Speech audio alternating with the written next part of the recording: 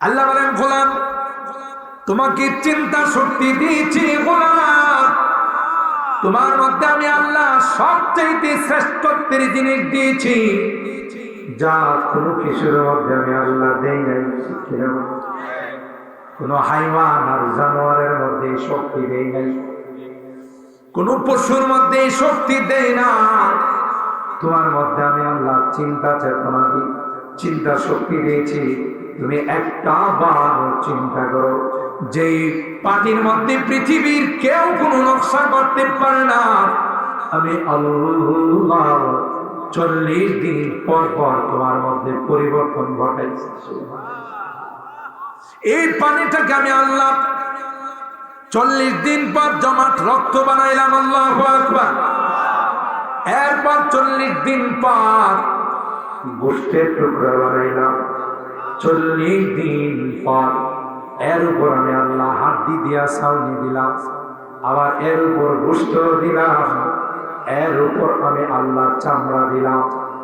এরপর তোমার হাত পা তোমার অঙ্গগুলো আমি আল্লাহ ফেরেশতা দিয়ে সেটআপ দিলাম। কিন্তু চেহারার মধ্যে যে দামি দামি জিনিসগুলো আছে, এগুলো আমি আল্লাহ কাউকে সেটআপ দিতে দেই নাই, স্বয়ং আমার কুদরতি হাতে সেগুলো তোমার মধ্যে ফিট করে দিয়েছি। তোমার চেহারার মধ্যে দামি চোখ আছে, তোমার চেহারার মধ্যে দামি কান আছে, নাক আছে, মেমোরি আছে, সবগুলো আমি আল্লাহ ওখানে সেটআপ দিলাম। কেন রে বান্দা, একটা বার যেন তুমি আমার কুদরতি পায়ে সিজদা করে তোমার গোলামি আদায় করো। সুবহানাল্লাহ। তুমি যদি আমার কুদরতি পায়ে সিজদা না করে কোনো মাজারে যাও, কোনো পীরের দরবারে যাও, কোনো খাজা বাবা গাঞ্জা বাবার কাছে যাও, তোমার মতো ইন্টারন্যাশনাল নিমো খারাপ পৃথিবীর মধ্যে কেউ না। আর যারাই এরকমের মাজারের ব্যবস্থা করবে, মনে রাখতে হবে এরা হলো ইমানের ডাকাত। কথা বলেন ঠিক কিনা? নিঃসন্দেহে ইমানের ডাকাত। আল্লাহর হাবিব আমাদের কি জানিয়ে দিয়েছেন, রে উম্মত, যতই দিন যাবে নতুন করে করে পীরের আত্মপ্রকাশন। মাদ্রাসায় লেখাপড়া করে নাই, এলেম কারণ কিছু জানে নাই, হঠাৎ পীর হয়ে গেছে, কথা বলে না। এরকমের পীর তো বাংলাদেশে নাই বললেই চলে। এক পীর তার নামের মধ্যে লাগাইছে মুজাদ্দেদে জামান, যার বাংলা অর্থ হলো নতুন আকৃতিতে পীর হয়ে আইছে। কারণ আগের মানুষ জানতো পীর হইলে তার লম্বা জুব্বা থাকে, কথা পায়, লম্বা দাড়ি থাকে, বড় আল্লাহওয়ালা হয়, বুজুর্গ হয়। আর হ্যাঁ, পীর হইছে প্রতিদিন 2 বার করে মুশরিক করে, হারামের ব্যবসা করে, সুদের ব্যবসা করে। কথা বলেন ঠিক কিনা? নারী নিয়ে নাচানাচি করে, ঠিক কিনা বলে? জায়েজ আছে? কোন পীরের দরবারে কোন মহিলা বেপরদায় যাইতে পারে, আর যদি বেপরদায় যায় বুঝতে হবে এটা পীর নয়, শয়তানের খালাতো ভাই। কথা বলেন ঠিক কিনা? এটা কি আমার কথা না কোরআনের কথা? তাইলে এরা যদি বিভিন্ন নামে পীর হিসাবে আত্মপ্রকাশ করতে চায়, পীর হিসাবে দাবি করে, অথচ 5 ওয়াক্ত নামাজ জামাতের সাথে পড়ে না, তার গায়ে কোথাও কোনো সুন্নত নাই, এটা কি পীর না ইমানের ডাকাত? সবাই পারে যদি বলেন পীর না ইমানের ডাকাত? ইমান হরণ করার জন্য। কারণ আপনার কদমের মধ্যে একটু কদম বসে যদি করাইতে পারে, আপনাকে শিরিকের মধ্যে লিপ্ত হবে। এই জন্য ইসলাম কদম বসিকে অ্যালাউ করে। ইসলাম শিখাইছে প্রথম দেখলেই সালাম, কথা পায়, এরপরে মুসাফা, এরপরে মুআনাকা। ইসলাম কথা বলেন না এই যে তুমি কদম বসি করো, পীরের পায়ে সিজদা করো, পীরের কদমের মধ্যে চুমু খাও। কথা বলেন ঠিক কিনা? এটা বড় দামি। এই দামি কপালটা একমাত্র, কেবলমাত্র, শুধুমাত্র আল্লাহ ব্যতীত কাহার উপায় এটাকে নত করার কোনো পারমিশন নাই। কথা বলে ঠিক আছে?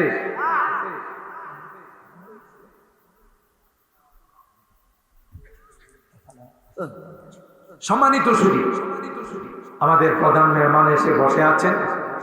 আমি শুধু এতটুকু আপনাদের কাজ দিলাম, ইমানের মতো দৌলত পৃথিবীর মধ্যে আর কিছু আছে?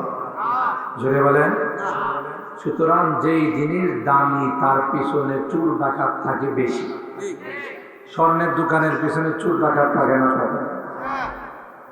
ডায়মন্ড, হীরা, মুক্তা, জওহার এগুলোর পিছনে ডাকাত থাকে না? থাকে না?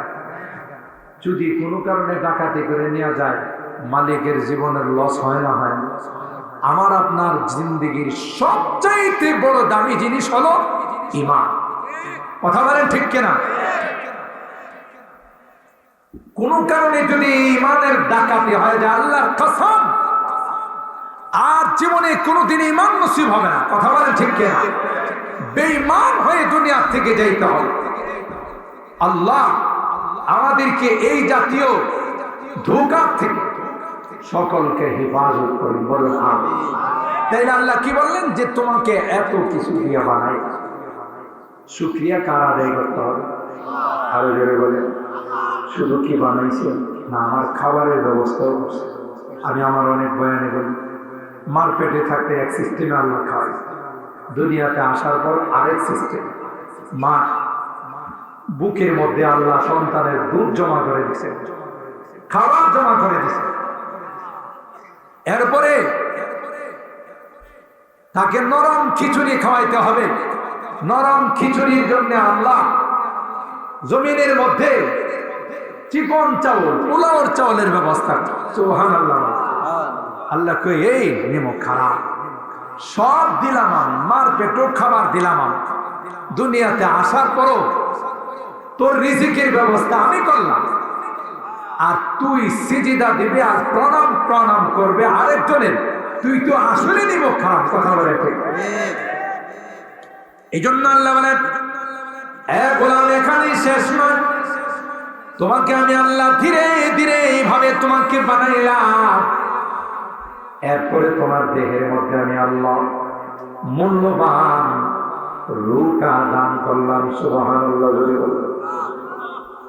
এ গোলাম, এই রূহটা দান করার পর আমি আল্লাহ তোমাকে সমাজ শক্তি দান করলাম, তোমাকে বুদ্ধি বিবেক দান করলাম।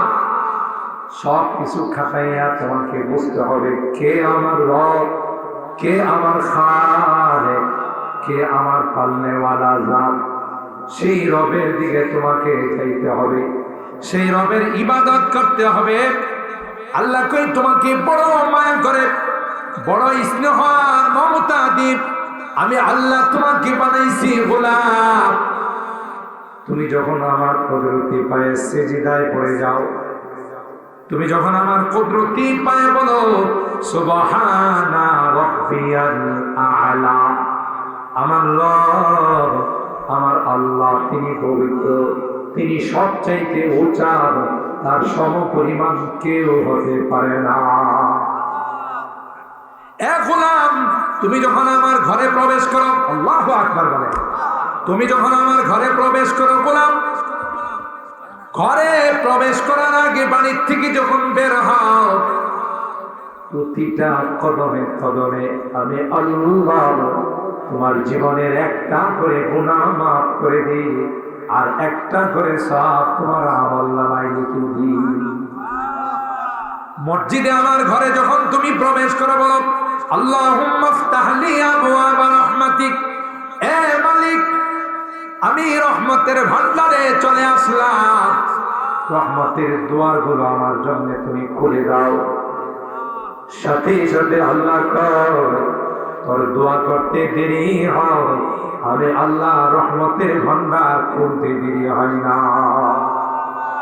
শুধু তাই নয়, একদল নূরের ফেরেশতাকে আমি আল্লাহ লাগাইলাম, যারা তোর জন্য দোয়া করে আল্লাহুম্মা গফির লাহু, আল্লাহুম্মা রহমহু, আল্লাহ তোমার এই গোলামের জীবনের গুনাহগুলো মাফ করে দাও। আল্লাহ তোমার এই গোলামের উপর তুমি আসমান থেকে রহমত বর্ষণ করো। আল্লাহু আকবার। এই জন্য খায়রুল বিকাই মাসাজিদুহা ওয়া শাররুল বিকাই আসওয়াকুহা, পৃথিবীর মধ্যে সবচেয়ে শ্রেষ্ঠ জায়গা কোনটা?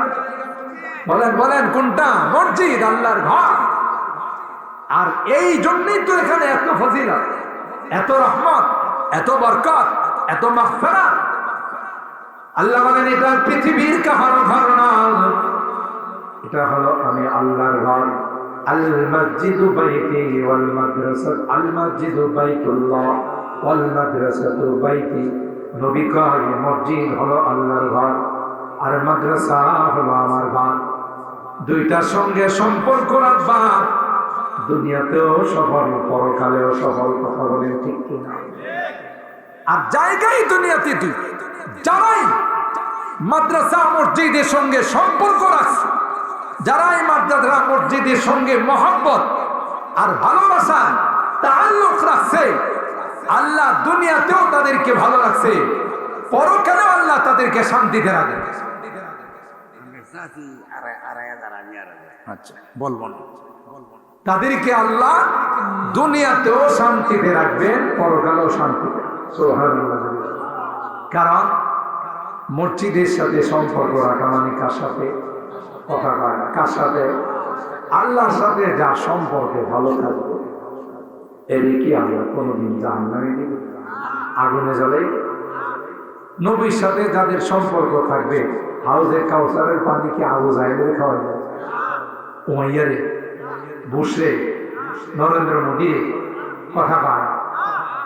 যারা নবীর সাথে মহব্বত রাখবে, তাদেরকে নবী হাউজে কাউসারের পানি নিজের বরকতি হাতে পান করে। সুবহানাল্লাহ।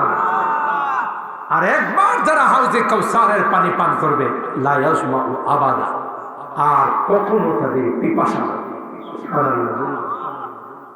এই জন্য মহব্বতের জায়গা দুইটা, মসজিদ, মাদ্রাসা, আল্লাহ ওয়ালা যা, নাইবে রাসূল যা, এখান থেকে সৃষ্টি হয়। এই রকমের সম্বল নিয়ে দুনিয়া থেকে যাইতে পারলে হাসতে হাসতে আল্লাহ জান্নাতে। আমাদের এই রকমের কিছু পুঁজি পাট্টার দরকার আছে। এই পুঁজি পাট্টা না নিয়ে গেলে অবস্থাটা কি রকম? শুধু পিটন আর পিটন। যারা মসজিদের সাথে সম্পর্ক রাখে না, মসজিদে নামাজ পড়তে আসে, মসজিদে তার ছাগল ঘরে ঢুকে গেল, খাদেম সাহেব কয়, ভাই আপনার ছাগলটা মসজিদে ঢুকে গেছিল, একটু খেয়াল রেখে। হ্যাঁ কি কয় খাদেম সাহেব? হুজুরে পিঠের মধ্যে হাত বোলাই, হুজুর মনে কিছু নিয়েন না, এটা তো হাইওয়ান, জানোয়ার, বুঝে না। আমার কোনোদিন মসজিদে দেখছেন? কোন তো হ্যাঁ কেমন বুঝে মসজিদে যায়? এরকমের লোক আছে না নাই সমাজে? আবার কিছু আছে মারে করবে, এরা তো নামাজের মতো নামাজ জীবনে একবার বলিয়েছে, আছে না এরকম মারিফতি লাইনে? ওরে বাবা, আরো যারা একটু উন্নত হয়ে গেছে, শয়তান তারে প্রধান খলিফা বানায় বানাইছে, সেকেন্ড খলিফা না, হেতু কই বলাবে মনের নামাজ বড় নামাজ। কথা পায় এই জাতীয় কোনো কথা শুনলে আপনার আর কোনো দলিল পাত্তার দরকার নেই, বুঝতে হবে এর শয়তান প্রধান খলিফা বানায়। কথা বলেন ঠিক কিনা? নামাজ ব্যতীত এই যে সবে মেরাজ গেল, রজব মাস, ওখান থেকে আল্লাহ নবী আমাদের জন্য কি তোফা নিয়ে আসছে, হাদিয়া নিয়ে আসছে, নামাজ। 5 ওয়াক্ত নামাজ। বান্দি যখন নামাজ পড়ে, সারা শরীর তার সঙ্গে আল্লাহর কথাবার্তা শোনে। সুবহানাল্লাহ। মানে এত বড় দামি ইবাদত নামাজ। এই নামাজ যদি কেউ মন কয় যে মনে মনে পড়লেই চলবে, তাহলে এর কইতে বোঝে দুপুরের খানা, রাত্রের খানা, সকালের খানা মনে মনে খাইলেই চলবে, ঠিক না? তারে এই জবাব দিতে হবে। নামাজ খানা যদি মনে মনে খাইলে না চলে, তাহলে নামাজ মনে মনে পড়লে কিভাবে চলবে? কথা বলেন ঠিক কিনা? আল্লাহ নবীর চেয়ে বড় পীর পৃথিবীতে কেউ আছে? নবীর আল্লাহ কি কয়? মওতের আগ পর্যন্ত নামাজ পড়া লাগবে। কোরআনে আছে না নাই? এর কোনো পীর যদি এসে কয় আমার নামাজের ক্লাসটা পাশ করে বলেছে, নাকি নামাজের ক্লাস পাশ করছে না, শয়তানের ক্লাস পাশ করছে। এগুলো কিছু কথা আপনাদের এই জন্য বললাম, ইমানটা বাঁচানোর জন্য সতর্ক থাকতে। কথা বলে ঠিক কিনা? খানা দেখলেই দৌড় দিয়েন না, কথা কান। আমরা তো এমন মুসলমান, হিন্দুরাও যদি কোনো খানা দেয় ওখানে যায় খাওয়া শুরু করবে। অথচ এদের প্রত্যেকটা খাবার গণেশের নামে এরা উৎসর্গ করে। কথা বলেন ঠিক কিনা? মূর্তি দেবতার নাম। মুসলমান ইমানদার কোনদিন আল্লাহ ব্যতীত অন্য কাহার নামে যদি কোনো কিছু উৎসর্গ করে সেটা মুসলমান খাইতে পারে। কথা বলেন ঠিক কিনা? মুসলমান, এই জন্য আমাদের এই জিন্দেগিটা বড় কঠিন। সতর্কতার সাথে জিন্দেগিটাতে চলতে হবে। কোন ফাঁকে কোন দিক দিয়ে আমার আপনার ইমান লুটে নিয়ে যাবে। আপনি তো মনে করতেছেন পাক্কা ইমানদার, যাওয়ার সময় দেখবেন যে আপনি খালি হাত। ঠিক না? খাজা পেন্দা রাতকে দারাদ হাসলে খাজা বজুজ পিন্দারিন। খাজা সাহেব মনে করতেছেন আমি বড় পীর আউলিয়া হয়ে গেছি, আমি মুর্শিদ হয়ে গেছি, আমি বড় কামেল হয়ে গেছি। কবি ডাক দিয়া কয় না না, আসলে তোমার কামেল হওয়া নয়, তুমি আসলে নষ্ট হয়ে গেছো। তুমি নিজ ইমান হারা হয়েছ, আরো 10 জনকে তুমি ইমান হারা বানাইছো। ঠিক কিনা বলেন? এই জন্য মুসলমান একমাত্র মুক্তির পথ কোথায়? আল্লাহর ঘর মসজিদ। ঠিক কিনা বলেন? মুক্তির পথ উলামায়ে কেরাম, নায়েবে রাসূল, ওয়ারাসাতুল আম্বিয়া, এরা যেহেতু নবীর নায়েব, নবী 24 ঘন্টা উম্মতের জন্য ফিকির করছে উম্মত যেন জাহান্নামী না হয়। তার নায়েবরা রাত দিন 24 ঘন্টা ইমানদার মুসলমানদের ইমান যেন কেউ ডাকাতি করতে না পারে, কেউ যেন তার ইমান হরণ করতে না পারে, সেই দিকে তারা সতর্ক থাকে। কথা বলেন ঠিক কিনা? এই জন্য সম্পর্ক রাখবো তো কার সঙ্গে? আল্লাহর সঙ্গে, আল্লাহর ঘরের সঙ্গে, নবীর ঘরের সঙ্গে, নায়েবে রাসূলদের সঙ্গে। ঠিক কিনা বলেন? কি লাভ হবে? যেদিন কেউ আপন বলে স্বীকার করবে, সেদিন এই সম্পর্ক, মসজিদের সম্পর্ক, ওলামাদের সম্পর্ক, কোরআনের সম্পর্ক আমাকে আল্লাহর জান্নাতের মেহমান বানাবে। সুবহানাল্লাহ। এই জন্য মুহতারাম হাজিরিন, আমরা আলহামদুলিল্লাহ আমাদের বাংলাদেশের মুসলমান মসজিদ প্রিয় এবং মাদ্রাসা প্রিয়। মসজিদের সাথে মাদ্রাসার সাথে প্রত্যেকেরই একটা আন্তরিক সম্পর্ক, একটা ভালোবাসার সম্পর্ক। এই জন্য আমরা যেভাবে পারি ওখানে আমরা শরীক হওয়ার চেষ্টা। ঠিক কিনা বলে? সবসময় যখনই কোনো আহ্বান আসে, প্রত্যেকটা মসজিদ আলহামদুলিল্লাহ অনেক সুন্দর হয়ে যাচ্ছে, শুধু সবার আন্তরিকতা। আমি যখন সুইলপুর দিয়া ঢুকি, এই যে আমাদের আনসার ক্যাম্পের পাশে যে এরা মসজিদরা করছে, আপনাদের কি কেমন লাগে? চোখ জোড়াই যায়। কথা বলেন ঠিক কিনা? অথচ পাড়াটা কিন্তু একটা গরিব পাড়া, সবাই জানে, মুসলিম পাড়া বলে এটা। কিন্তু এদের হিম্মত, আমি যখন প্রথমে ওখানে বলি 2টা মেয়ে মসজিদের 2টা গেট দিবে, জানাই দিছে যে আমরা 2 বোনে মিলে 2টা গেট দিই। সুবহানাল্লাহ। আল্লাহ যদি এই আন্তরিকতার সাথেই দানকে কবুল করে নেয়, এটাই তো তার নাজাতের জন্য যথেষ্ট। ঠিক কিনা বলেন? আলহামদুলিল্লাহ আমাদের এই মসজিদ, পরিবারের এই মসজিদ, এটা কেউ কারো একক সম্পত্তি, একক জিনিস। এটা মসজিদ যেই পাড়াতে হবে, কোন পাড়াওয়ালারও যদি বলে এটা আমাদের মসজিদ, এটা আমার মসজিদ, এটা ভুল। বাংলাদেশের যেখানে কোনো মসজিদ থাকবে, মসজিদ কার ঘর, প্রত্যেকের সমান অধিকার। একজন রিক্সাওয়ালা যদি সামনের কাতারে দাঁড়ায়, প্রেসিডেন্ট আয়েশা তাকে পিছনের কাতারে নেওয়ার ক্ষমতা নেই। কথা বলেন ঠিক কিনা? কারণ ঘর কার? আল্লাহ। মসজিদ হলো আল্লাহর ঘর।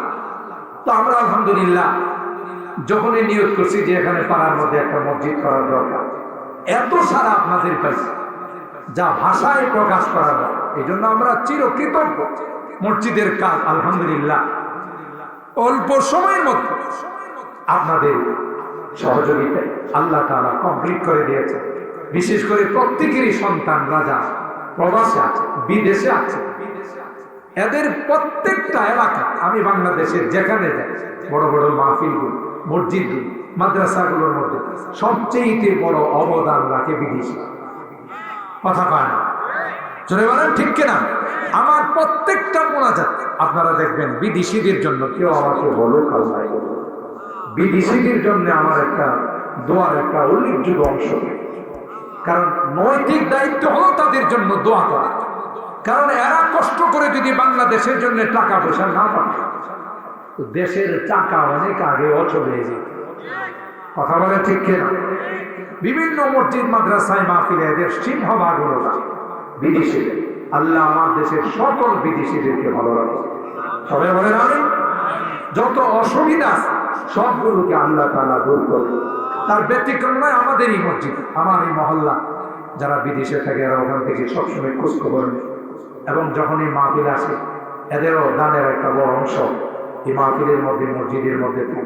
আলহামদুলিল্লাহ আমরা আপনাদের এই দান অনুদানে আমাদের মসজিদ আল্লাহ তাআলার মেহরবানিতে ভিতরে কমপ্লিট। মোটামুটি আমরা একটা মসজিদের পাশে ইমাম সাহেবের রুমও বানাইছি।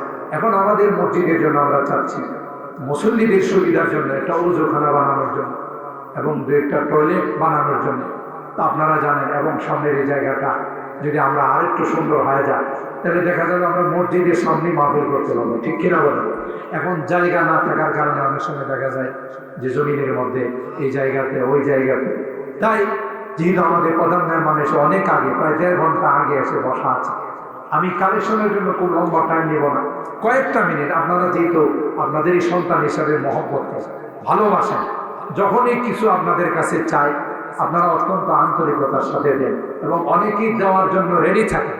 সেজন্যে প্রথম যে দানটা দিছি আমার আব্দুল হাফিজ কাকা, চাচা 2500 এবং চাচি 2500, 5000 টাকা। মারহাবা বলেন, আরো জোরে বলেন মারহাবা। বোতলের জিয়া যারাই যায়